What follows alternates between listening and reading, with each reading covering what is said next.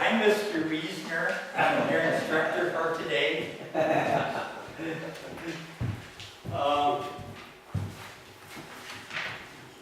Basically, I'm not covering all toys. I'm covering toy cars and trucks. I could actually make an hour class just on tin toys or just on pedal cars. So cramming this much stuff into one class is hard enough without adding trains and dolls and doll houses and all that other stuff to the class. Man's most expensive hobby. It all begins with buying that first toy.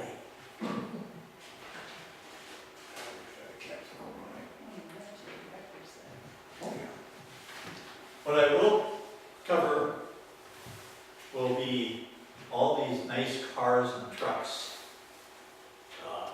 Basically, I'll cover it by going over the different types of toys. And toys are divided by what they're made out of.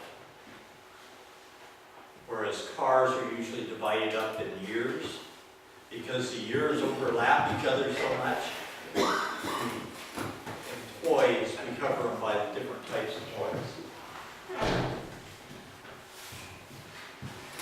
So I'll cover the different types of toys.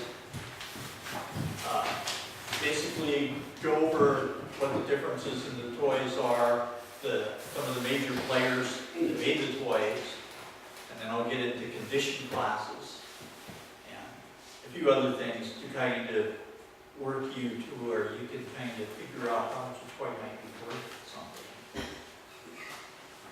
something. So the first type of toy is a wooden toy.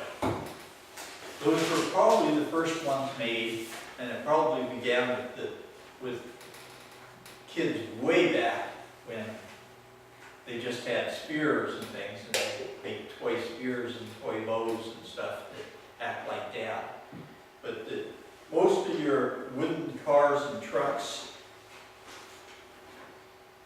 of the early ages in the 1800s have deteriorated to the point that they're non-existent. If you've got a period wooden toy, it's worth an awful lot of money.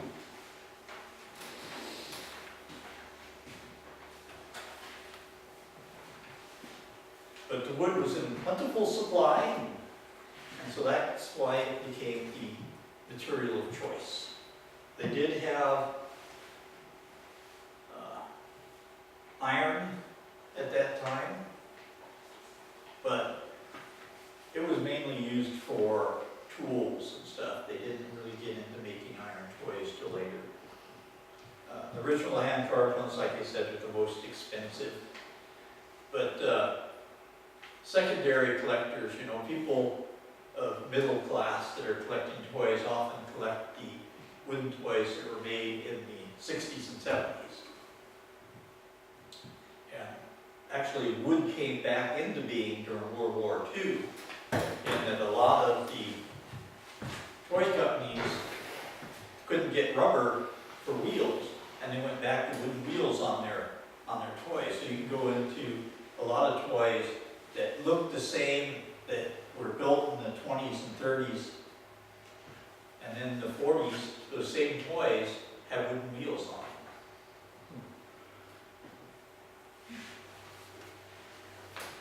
So really one of the first wooden, or one of the biggest wooden toy makers was a German immigrant named Schoenhat.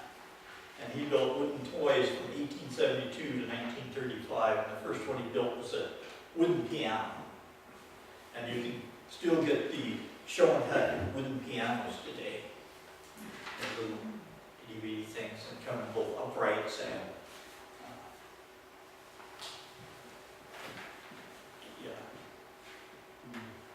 baby grands. They're really baby grands.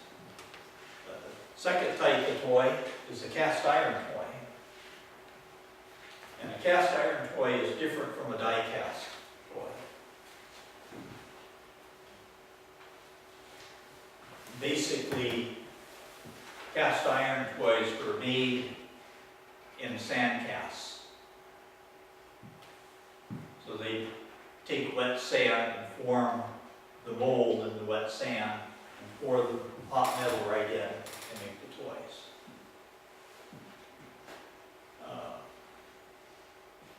There's a lot of reproduction cast iron toys. Japan makes, or not Japan, China makes thousands and thousands of cast iron toys and cast iron bags today. In fact, they even use the original cast iron toys. They buy them, take them over there, take them apart, and use them to make the casts. You can get a cast iron toy that looks just like this, brand new from China. It even says arcade on the inside, and it says made in the USA on the inside, just like they did. But the big difference is the screws you'll find will have the hex nuts on, or the nuts will have the hex nuts, and the screws will have a Phillips head screw. Whereas when these things were built, they only had the straight head screws. This one here, I borrowed from over at the showcase, and much to my surprise, this has reproduction wheels on it, which That's because you wore them on. probably, I heard you like to use it for roller skates, so. Yeah, that's right. And if this had the original wheels, it'd be worth a couple $100 more. As it is, it's probably $400 to $500 for this piece with reproduction wheels on it. So they're really good. It's not for sale. No, none of these toys that you'll see in here are for sale, except this one here. If you really want this one, I can sell it to you. That one's mine. Cast iron manufacturers, Hubley is one of the big ones. They're still making toys today. They were big into making cap guns.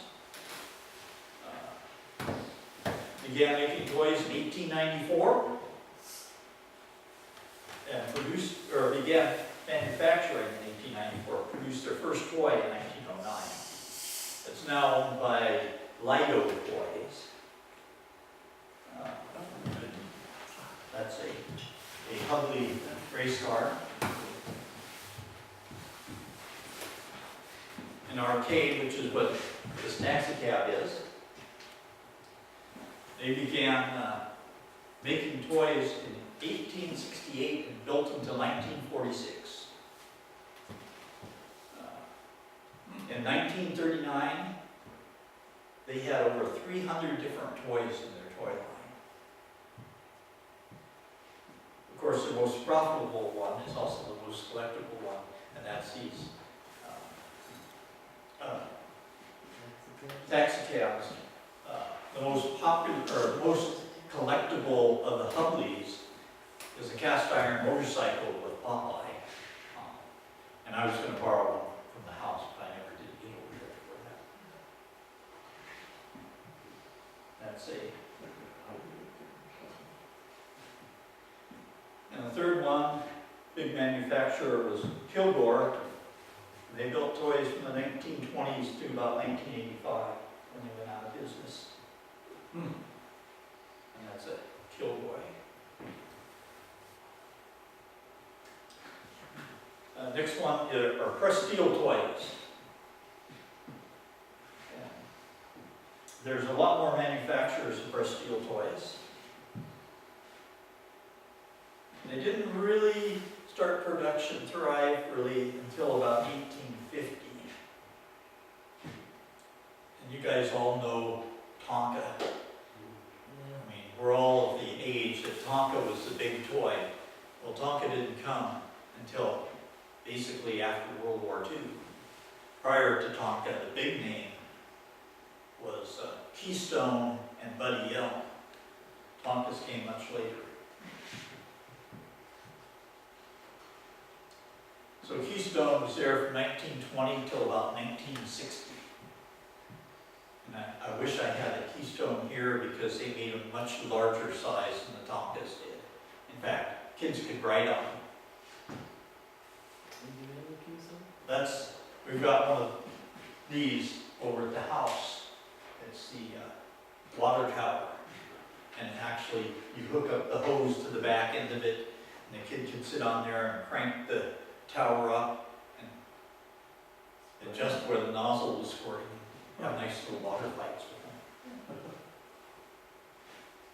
Kingsbury, that was, they were there from 1919 to 1942.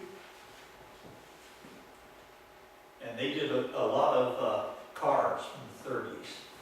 And I'm sure a lot of those over at the house, those old cars from the 30s models, or Kingsbury. Middlecraft from 1931 to 1937 didn't last long, but they're highly collectible, probably because of that. There weren't as many made. And this is a Middlecraft. And most of the Middlecraft had advertising on them. And toys with the advertising decals on them are worth a lot of money. People buy them because they have the advertising. Scheibel, 1909 to 1931, they went out of business during the Depression. They built a vehicle they called the Hill Climber. And basically, it was like a wind-up car, but it didn't have a key. You pulled back on it, wheels backwards like this, and you pull it back maybe 6 inches, and it'd go about 3 feet. There. Really out. There's one of the Hill Climbers.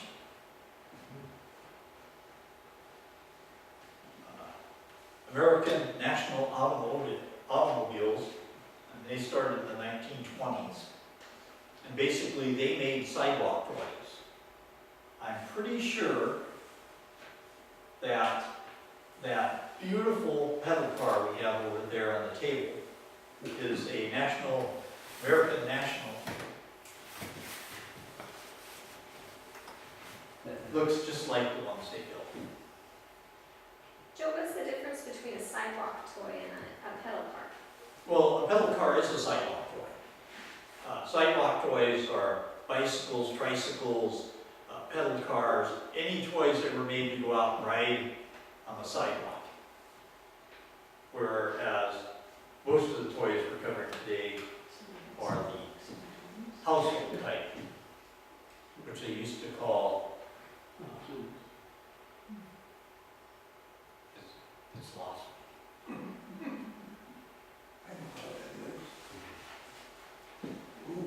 And that's one that's been fully restored. By the way, pedal cars are one of the very few toys that can be worth more money restored than in original condition. Virtually every other toy, it's best to leave it sit, even if it's covered with rust, and restore it. Should have seen the prices they were getting in Bear Jackson for those things. Oh yeah, it's outrageous. Like $20,000 for a couple. Yeah. Restored pedal car. Yeah, the ones from the 20s and 30s are really worth the money. Well, I don't think they're worth the money, but you really get the money. Yeah, well, that was crazy. I was like, what? Turner is another big company. Hey Joe, regarding the pedal cars though, do you think that part of the reason they're so collectible is because people have matching cars of those years that the little pedal cars can match with? Or? Not really. There's people who only collect the pedal cars. Don't even have an old car. The thing is people like the toys that they remember. And right now, you can still get good money for a vintage Tonka from the 50s.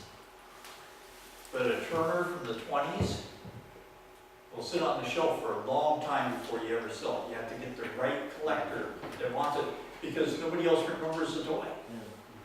And if you don't remember it, you have no reason to put it on your shelf. That's a Turner. They made a lot of the ones that look like Mack trucks. So a lot of Mack truck owners will buy the Turners. Buddy L's started making them 1910 to present. Buddy L was named after the son of the guy who had the company. The son was Buddy. So that was it. Buddy L toys. We have one of these showcased in the gym, but I didn't bring it out. I had enough of the press deals. J. Chime, 1903 to 1979. Regardless of what the name sounds like, it was an American company. And they made a lot of trucks with the Mack design as well.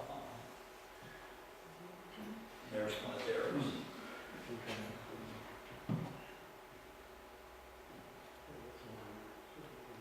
Tonka, 1946 to present. And the early ones, you'll see the symbol, the name on the, and the decal on them will actually say Middlecraft Mound, or Mound Middlecraft Toy.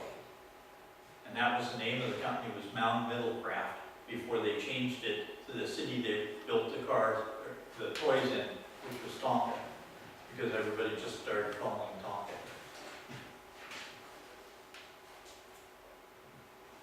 And that's one of their famous ones.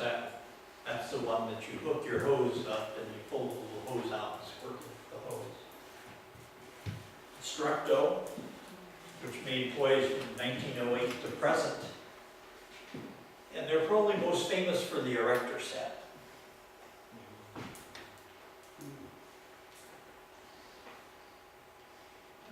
That's their cement mixer. It's really an intricate gearing. You push that on the ground, the whole back end turns. You could probably do construction with that toy.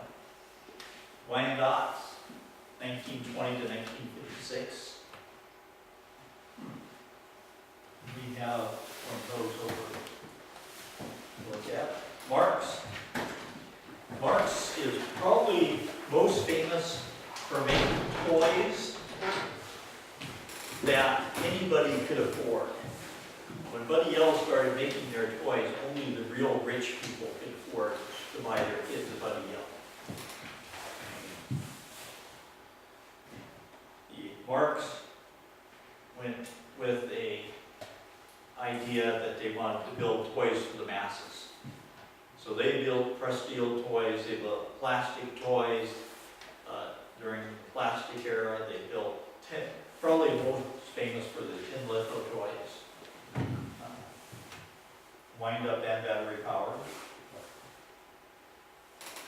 You'll see on the tires of them a lot Lumar on the tire, and that stands for Louis Marx. So I'll go through some more of that when we get to the distinguishing the toys or tin litho toys. We got some tin litho vehicles over in the gift shop, but they're not toys, and they're marked as such. They still make tin things today, but they can't sell them as toys because there's too many sharp edges. They don't meet today's safety requirements.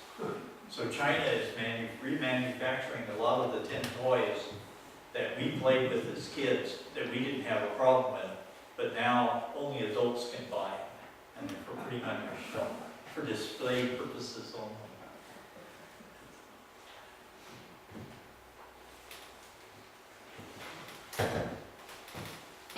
And the reason I gave you this one is so that you can read that stuff if you're really interested, because I'm going through it kind of fast.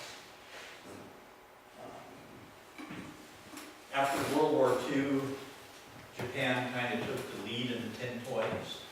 And not only manufacturing their own, and they've got a website that tells you how to tell who manufactured the Japanese tin toys, and they have something like 108 manufacturers in the list.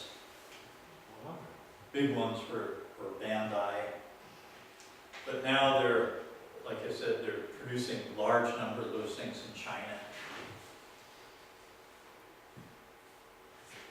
Lehman is a German company.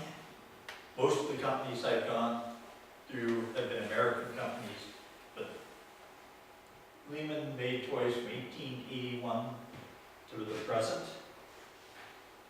There's one of their early toys, tin litho toys. J. Chine, as well as making the press steel, made tin litho as well. Ohio Art, probably remember that. They made, that company, they made toys from 1908 to present day. They're still in production of toys, but the last new toy they introduced was in 1965, the Etch-a-Sketch. They haven't introduced a new toy since. That's kind of interesting that you can still carry on and make toys and not make anything new. Is it Etch-a-Sketch, was it just so popular that they didn't need to make anything more? They're still making Etch-a-Sketches. They're still making Etch-a-Sketches, but they're still making other toys too. But Etch-a-Sketch is the most popular. Marks. I've got a Marks over there, the red and white one.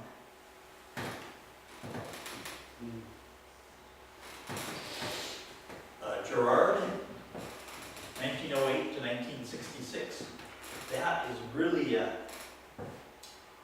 neat company. It's a shame they went out of business because they were very mechanical with toys. Like this one pictured here, this railroad maintenance vehicle.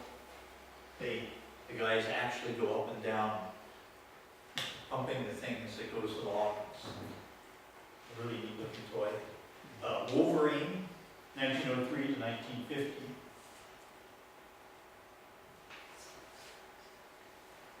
Put in the Japanese one because they became famous with the tin litho. Masu Toku made toys from 1945 to present. And then there were rubber toys. And rubber toys didn't last that long.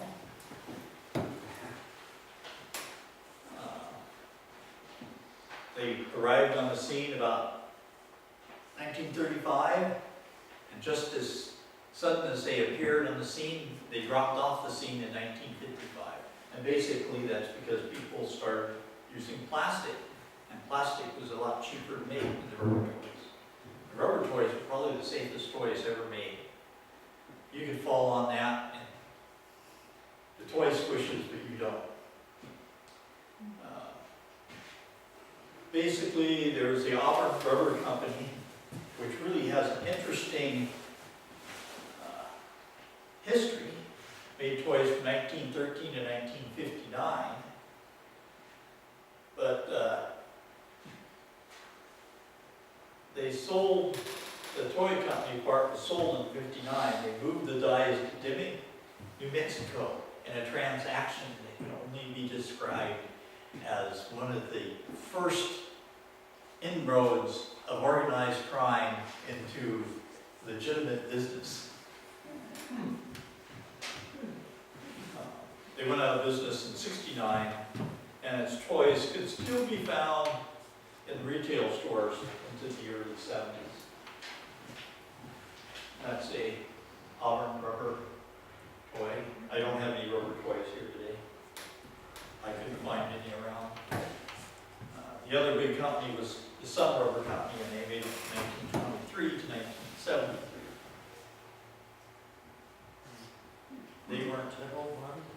They weren't quite as detailed as the Auburn Company. Then the plastics came into being. Hey Joe, would the rubber toys break pretty easily though? Like were they No. pretty? They were soft, pliable rubber. They distorted. They distorted. If you put them in a place where they were warm, like in a window, they'd end up really distorted. In fact, a lot of collectors take them and they put pieces of wood inside them and put them out in the sun in the windows to straighten them back out. But it looked like one of those had like a metal axle, did it? Yeah, they have a metal axle, rubber tires, Okay, and a rubber body. okay. The only thing that's metal is the axles on it. Plastic toys came in the 50s.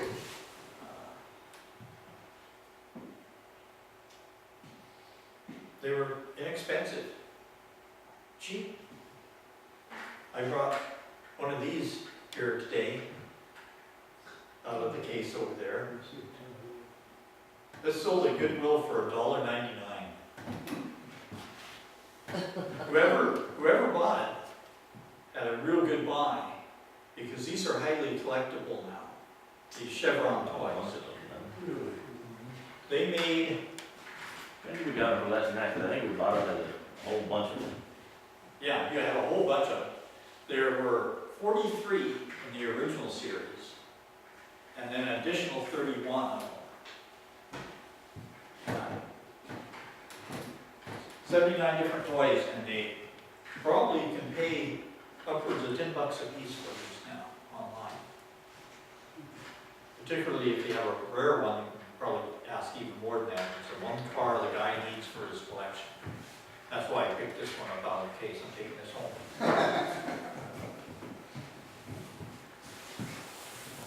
So, plastic toys, parts. Made plastic toys as well as tin lithium. Topper.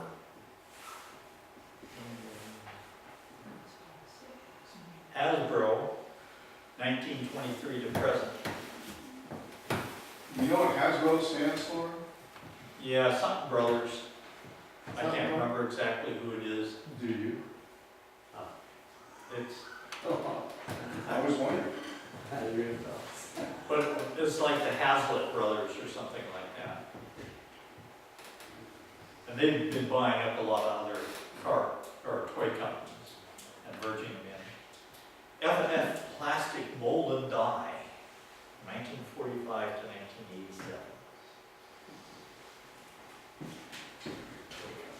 1987. This is an F&F plastic toy. They sold them in cereal boxes. And then you could also order complete sets of them from the cereal company. But it was a promotional thing, and they've become quite collectible because of it. Promotional things become collectible because they're rarer than regular toys. Regular toys, everybody goes out and buys. The thing is, only the people who bought that brand of cereal got those toys. So there's a lot fewer around here. There's a F&F. And then die cast, and I'm not getting into the die cast cars that are sold as collectibles, the things from the Danbury Mint and stuff like that. I'm only covering the die cast toys that are sold as toys.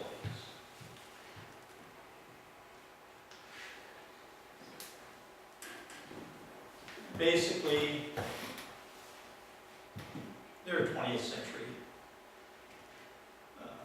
And really, 20th century ones are the only ones left, because prior to that, they were making them out of an alloy that contained zinc. And so like your Tootsie toys, your pre-war Tootsie toys you cannot find because they got what they call zinc pest, and they split apart with age and curl and do all sorts of weird things. If you ever find an old Tootsie toy that's all deformed, looks like somebody mashed it with their foot or something, or a hammer, probably wasn't. It's probably the zinc pest. They figured the alloy out during World War II, and after World War II, it was added to toys, and they became better. So die-casts basically are your matchbox cars, 1947 to 1982, and they're built by Lesney. We've all seen Matchbox. The difference with Matchbox is they were a series of 79 cars. And they always had 79 cars in their series. But every year they had different cars. So they changed over time, so there's hundreds and hundreds of different Matchboxes, but there are only 79 put out at any one time. Dinky Toys were built by Meccano, and Meccano is famous for their clockworks they made for toys, the wind-up thing. Just about every toy that you buy that's a wind-up toy, with the exception of Marx and Scheibel. Scheibel had the hill climb, and Marx made their own clockwork. But almost all the clockworks and all the other toys built, the clockworks were built by Meccano. Even Stuco? They're wind-up ones, yes. Yeah. It's because Meccano had it down to a science. And it was a very good wind-up, and they'd sell them to other toy companies for almost nothing. It was less than it would cost them to build them. Corgi, which is built by Matoy, 1956 to present. And they're really famous for their 007 series. That would pop up the ejection seats and the pop up Machine guns. machine guns, the whole works, the little and the Tootsie Toy, which was made from the 1890s to 1961 by Doust. And that's the only one of these companies that's a U.S. company. Or originally was a U.S. company. There's a Tootsie Toy, we all do Tootsie Toys. I don't think there's anybody here too young to remember Tootsie Toys. No, I heard it, a collection of them when I was. Maybe one. I do that. Hot Wheels, which are by Mattel, and now there's a lot of plastic in the new Hot Wheels, a lot less metal. And Johnny Lightning's. Yeah, Johnny Lightning.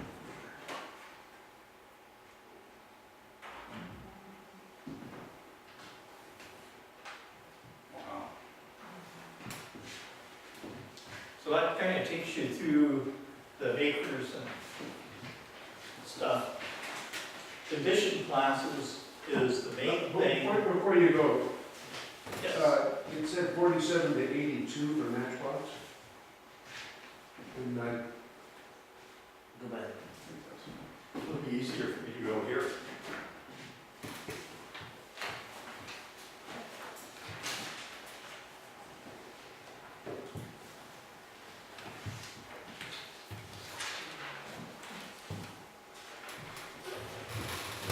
Matchbox was 47 to 82. yeah, it seems to me I've seen Matchbox toys more than 60 to 82. Actually, there are Matchbox still out there, but they're made by a different company. But it still says It Matchbox. still says Matchbox. Okay. I tried to differentiate Got it. the original Matchbox, Yeah. which were nice toys, from the new ones, which are not necessarily so nice. Condition classes is probably one of the things that, besides rarity, that will tell you how much a toy is worth. And your condition classes are broken down into 10 classes. And I made these little booklets, so if you wanted to sometime, for the fun of it, and see how much the toy is, or what condition they're in, you can use this as a little Bible. There's example pictures in there. It goes through each condition class and tells you what basically, to receive a 10 condition rating, basically the toy can't ever really have been played with. It's, if they have an original box to be mint condition, they have to have the original box.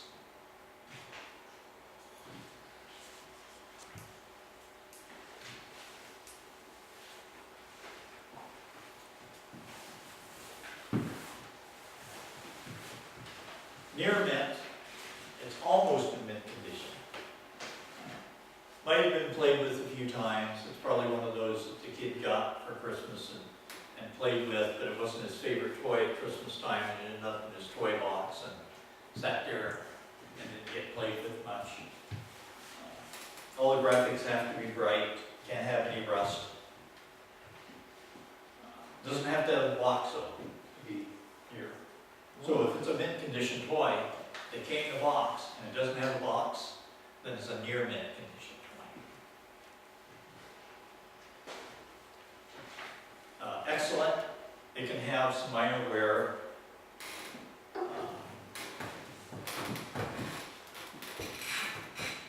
If it's a lithograph, the lithograph is still going to be bright. It's not going to be faded.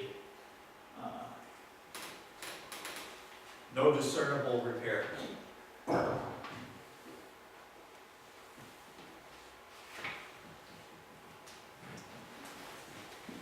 Fine condition.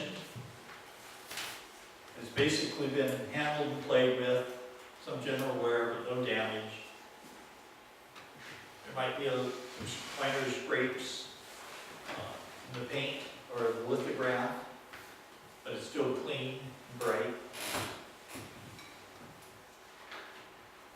Maybe can have a few small rust spots in fine condition. And any repairs to it have to be nearly invisible. Very good. The toy can't have any noticeable wear or tear or fading, or it may have noticeable wear or tear or fading. Paint lithograph can have some dull, could have some chips, some limited rust. Most collectors want very good and better condition toys.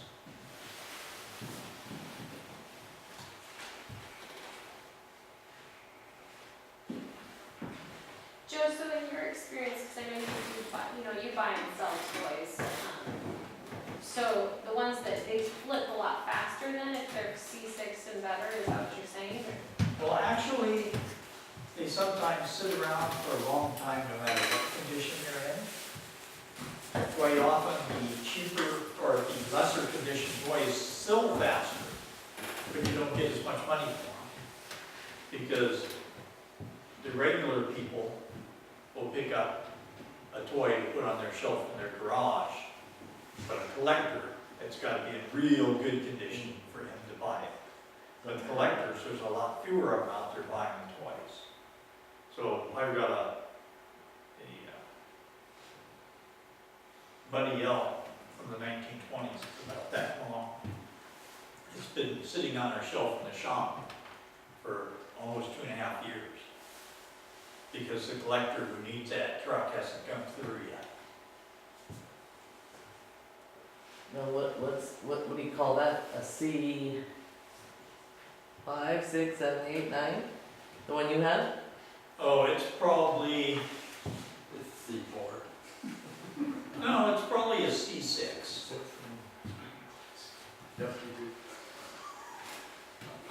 It's just that the more expensive toys sit for a long time.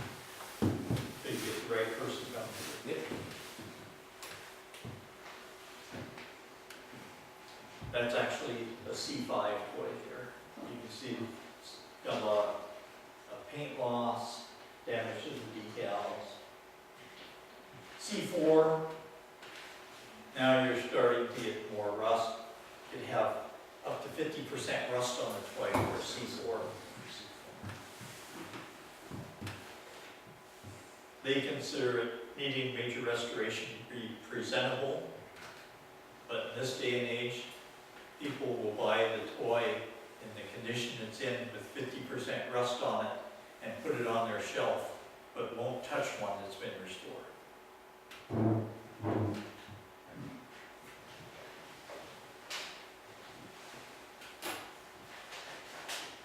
In the case of a C4, it might be better used for parts to repair a bit of an issue. Like this rusty top. Feed it paint. Poor condition. The toy is almost beyond recognition of its original condition. It's damaged and rusted to the point where restoration would be almost impossible. Hey, that's your, I actually had a toy in my shop that was in that kind of condition, and it sold in the first week we had it there.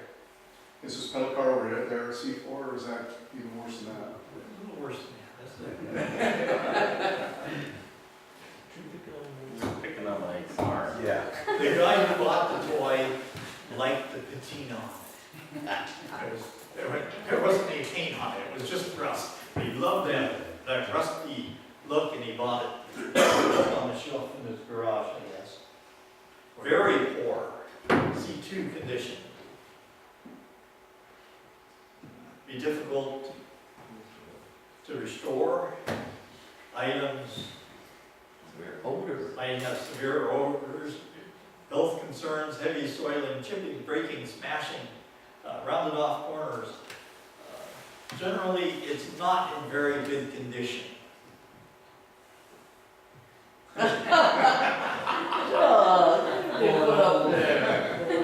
Then used for target practice, you forgot that. But this toy that's pictured here, which is that one over there, it's got good pedals on it, or at least one pedal's good on it. Got good patina. It's that windshield, if somebody has that same car and needs a windshield, they would pay good money for that, to get that windshield or the bumper, if they need those pieces. Because those can have the rust removed on it, because it's a good solid piece. It's not rusted through. You remove the rust, replate the chrome on them, and put them on your piece if you need them. You're gonna put some wheels on that and start pedaling around. I don't think you can pedal that one right. It's kind of bent up. It'd take a little restoration, but you can get reproduction wheels for it. You can look a lot nicer with wheels on. Number one, a C1 is extremely poor condition. Basically, the toy is it's impossible to restore. It has no usable parts on it. It takes up space. Don't even bother with it. Can you even sell C1? Is that actually something that's sold? You can, I've seen things C1 people have for sale. I haven't seen anybody buy a C1, because really there's nothing usable to it. Is there like a toytrader.com or something you guys go on to sell or something, or eBay or? Well, we got a little booth in the antique mall up there, and that's where we sell out. We also sell at the local flea market, antique shows. We have tried selling things on eBay before. Things like toys, especially the pressed steel toys, are very heavy, and the price people have to pay for the shipping makes it not. I looked up this, when you mentioned the taxi cab, there's one on eBay for like $400 and some odd. Yeah. It's a lot for a toy. Yeah, but that one had the original wheels on it, that'd be worth $600, $700. So if somebody had it for sale for $400 and it's in good condition, that'd be a steal. You could turn around and flip it for $700 if you're lucky. Monetary value, most collectible toys made prior to 1965 are usually available in condition that is not fine or excellent. People who collect and want toys in a C6 condition or higher. And a C6 condition toy is worth about half of what a C8 toy is worth, as a rule of thumb. A toy that's a C5, which is good condition, is only worth about half of what a C6 toy is. So that's a big drop in value in one grade of toys. Reproductions and restorations. And nothing is wrong with reproductions and restorations if the intended use is just decorative. If you're just going to use it on your wall. But if you're a collector, a reproduction piece is only worth what it would be as a decorator item. The collector doesn't want a reproduction. Reproduction or restoration? Reproduction.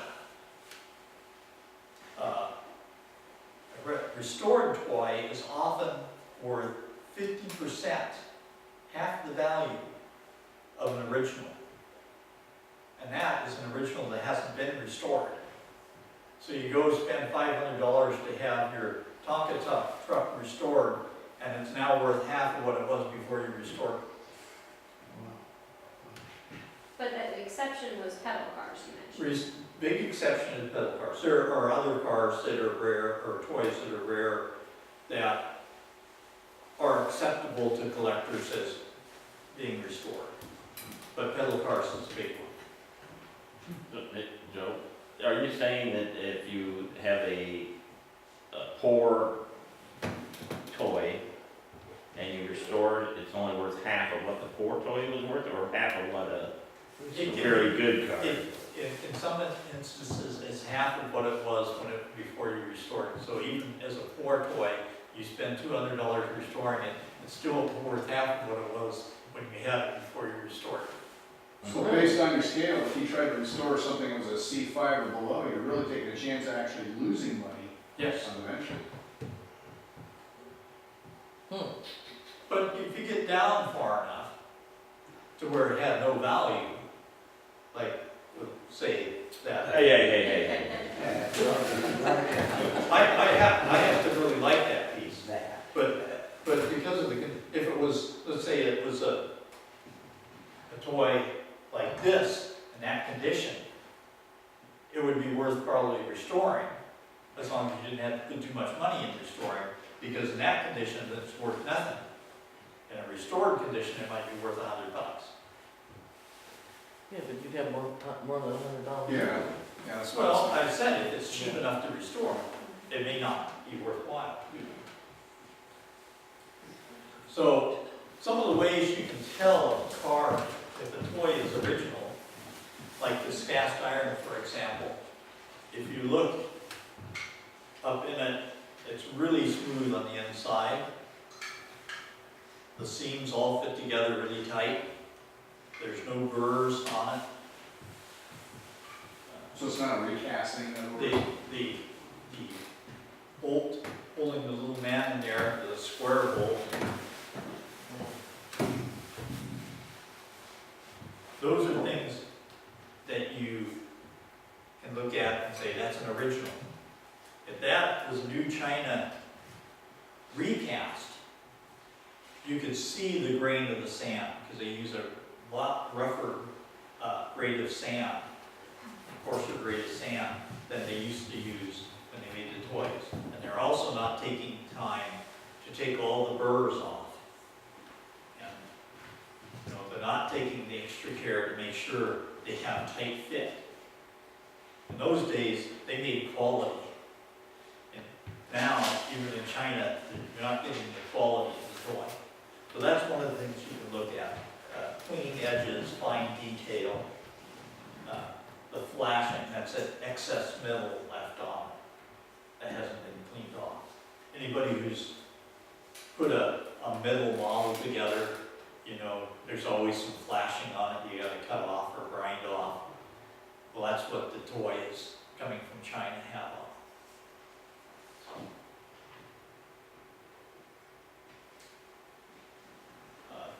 The real vintage ones were hand painted. This orange body was actually hand painted on this. The black was hand painted. It's a thicker paint than what would be on it if you sprayed it. So that's one thing that you can look at. I mentioned the screws.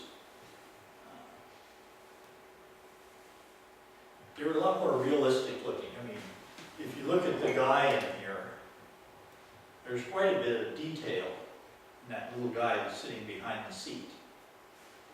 And in the modern toys, you're not getting that. The reproductions.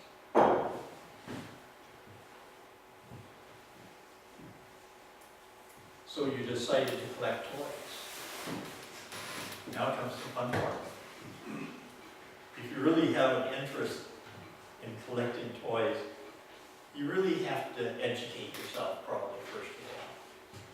And there's lots of ways to educate yourself. Every collector of antique toys I know has made mistakes. Where they bought something that they're sorry they bought it, or they restored something and they're sorry they restored it. It takes a lot of time to learn what sells and what doesn't sell. So if you're doing it for resale, it's even worse. You can lose a lot of money in a very short period of time learning the trade. Really forget about antique and vintage labels if you're collecting toys. Decide what you like and collect that. I mean, it could be these. I mean, a person could collect this whole set for probably under $200 if they shopped around for the right prices. So, you know, that's a big change. You could have the entire collector set. These little F&F cereal ones, they're about $7.50 a piece on the internet. You could eventually collect the entire set of those and just have a couple $100 in them. How many came in there? How many did they make of that? You know? Oh, I wish Mike Reagan was here. Mike Reagan collects those, and he can tell you exactly. In fact, he brought 6 of his lesser quality ones in and donated them to the collection. So they're in the showcase in the LeMay or gym right now. Need one of the cereal. Look for dealers in your area that have a good selection of antique toys and just go window shopping. And sometimes you can figure out what's original, what's not original. Sometimes you can't. There's an antique shop out here, Spanaway. One guy in there has really nice selection of repop Chinese cast iron toys. He has one Hubley stuck in it, but the rest of them are all recast. How do you find out about the antique clubs?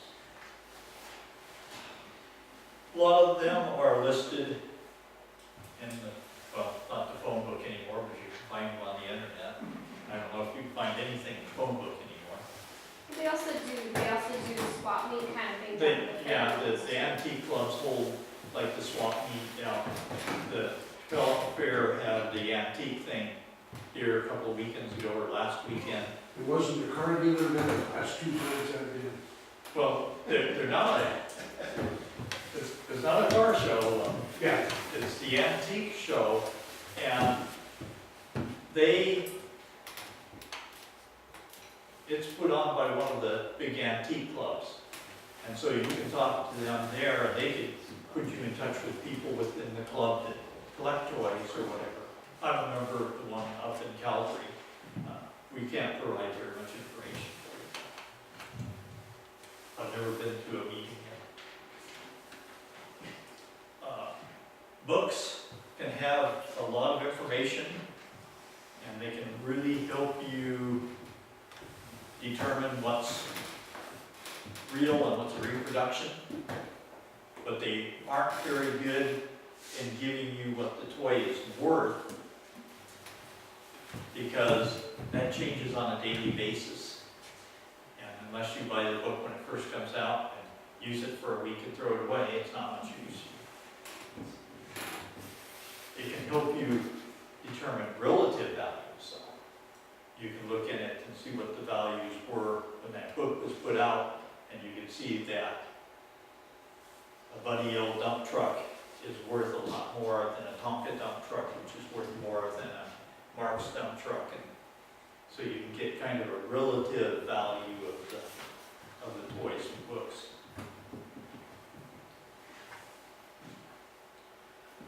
So how do you tell who made the toy?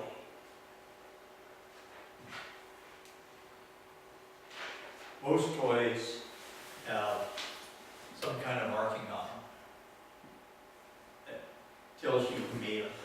Sometimes they're no longer there, like that pedal car. But they might be in the paint or in the lithograph.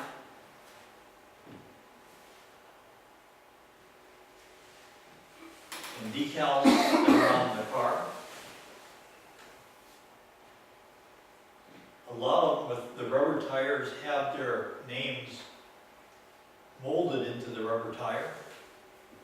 And so Structo does that. Marks will have Lumar on their tires. Tonkas usually have the Wyandotte, Presteel ones have it in their tires. It could be embossed either in the metal.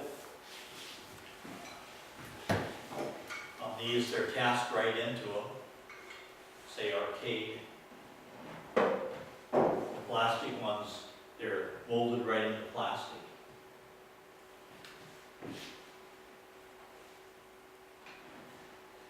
Some toys only had tags. It didn't come in boxes. And when that tag disappeared, it was a little harder to tell what the toys are. But we're lucky because today we have the internet. And you can tell a lot because they made toys that kids wanted to play with. Kids weren't interested in playing with, in the 40s, interested in playing with the 1920 dump truck. They were interested in playing with the 1940 dump truck. And so this company has made 1940 dump trucks. So if you have a truck that looks like a 1920 dump truck, just Google it online. 1920 toy dump truck, and hit the image and it'll bring up all these images, and you just flip through until you find the image of the truck you're trying to figure out what it is. You got it. It's better than trying to find the tag. So if you're going to do toys, buy the best conditioned toy you can afford. Select one without any missing parts, or one that replacement parts, are readily available for. There's actually companies on the internet that sell replacement grills and replacement wheels. But know that if you put replacement parts on it, it is not going to be worth as much as if it had the original parts. Toys with advertising are well sought after by collectors. They like the decals and stuff on them. Select original toys over reproductions and restored examples, and research before you buy. Now, all these toys that are up here have numbers on them. So if you want to try and take what you learn and go through and try and figure out what the car, who made the toy by the labeling on the car, and want to look at the condition class, or just the type of toys, feel free. I've got paper up here that you can take with you and write it all down when you're done. Before I let you do it, anybody have questions? I brought in an old toy that I had, and I just wanted to, just kind of tell me a little bit about it if you can. This thing goes back, I'll give it. Well, first of all, it's a cast iron toy, Right. and it's an old one, because I can tell from the smoothness of the, and you can almost see, There's some lettering. okay, it's arcade. Okay. And I can't quite read the number of it, which would tell what, if you had their book, you could actually look up the number and you'd know what the toy, what kind of car it is, or what their serial number was on this, and actually look it up and see a value. And I've had it since I was a kid, and I repainted it when I was a kid. And, Yeah, it's been repainted a couple times, I think. yeah. But it is an original. Okay, now did the wheels, there was no rubber on those wheels or anything like that probably? No, these would have actually had, these here would have had a rubber on them. They would have, Yeah, okay. you can actually tell, looking at them, they have this little rim, and the rubber would Would have it fit, fit on there? would have fit right over it. And you can also tell they look small for the size of the, and you never have that on one of these original toys. The wheels wouldn't be that small compared to the opening. Right. So it would have had rubber wheels on this. Now, if you bought the rubber wheels, would that take the value out of that? But it still has original. I think you could, if you could find replacement rubber for the wheels, I think you could put it on this and you wouldn't hurt the value, O-rings look pretty good. because it's already been repainted. Rubber O-rings work. Yeah, and you can see right here, there's a little piece with a hole in it. Yeah. This had a man that sat there, and he was screwed on, so he's missing. Yeah. But yeah, this is kind of a neat toy. What if you stripped it down to the original? Actually, you might be able to use, trying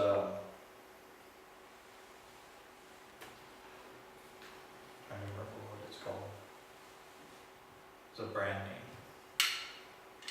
But it's a, Oh, did you take the paint off of it? yeah, it's a type of paint remover, and you probably painted this with most likely a latex paint. That was a model paint Yeah, that, you put on yeah, plastic models and used to. yeah, and that might actually be able to use a mild paint remover and just strip the paint that you put on it off. Yeah. Because it's two different types of paint. Because the original paint was probably a lacquer.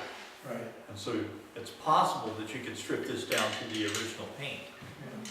But Not hurt the value that much. no, it's already been painted. Yeah. So putting reproduction tires on it wouldn't hurt the value of that. Okay. If you could find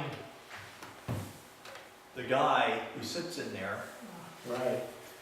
but you can go online on eBay and find reproduction men for it, and sometimes, not very often, but sometimes you can find the original men that somebody's trying to sell.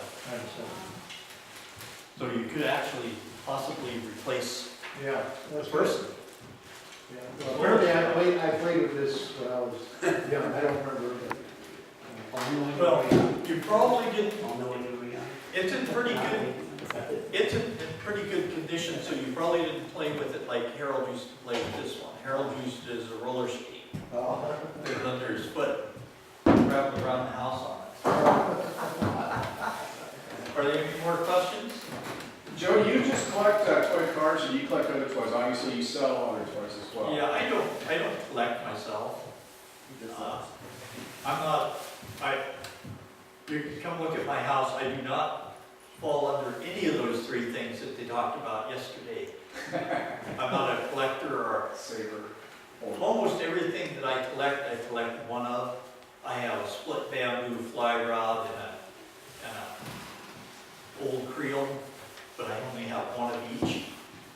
I've got a old cookie jar, but I've got one cookie jar. So I'm different than other collectors. I collect one thing at a time. My question was gonna be, how about other types of toys? Are they more collectible or less collectible than cars, say Tonka toys or Lincoln Logs Well, or wrecker sets? their G.I. Joes are extremely collectible, particularly the early ones. Barbie dolls are always collectible, but the old ones are more collectible. The ones that were built as collectibles, from those collectible series, they aren't very collectible. How about a record set? Erector sets, if you get the original Structo erector sets, they're worth more than the knockoff erector sets. Was there a big, change in the toy market during World War II or anything like that at all? There was a huge decrease in the number of toys made because everything was being used for the war effort. Toy manufacturers did manufacture some toys, but it all had to be stuff that was already, the metal had to already be there, you know. They couldn't get any metal to make toys. So there was, wood toys, right? Yeah, wood toys. yeah, there was a lot of them converted over to wood, particularly after the first year or so when they relinquished, used up their supply. They couldn't get rubber tires at all, and every rubber tire they had to turn in. They were suddenly without tires for their toys, and a lot of them went to continue manufacturing, but went to back to wooden wheels. It's kind of neat to find a 1940s toy with wooden wheels on it. It's just, you have one sitting on your shelf from 36 and it has rubber tires on it, and you have one from 48 after the war, it's got rubber tires, and here you have one that's just like it, and it has wooden wheels on it. You've got, a true wartime collector. Anybody else? Questions? Well, if you want to try your hand at figuring out what things are, or condition classes or anything, feel free. Thank you, sir.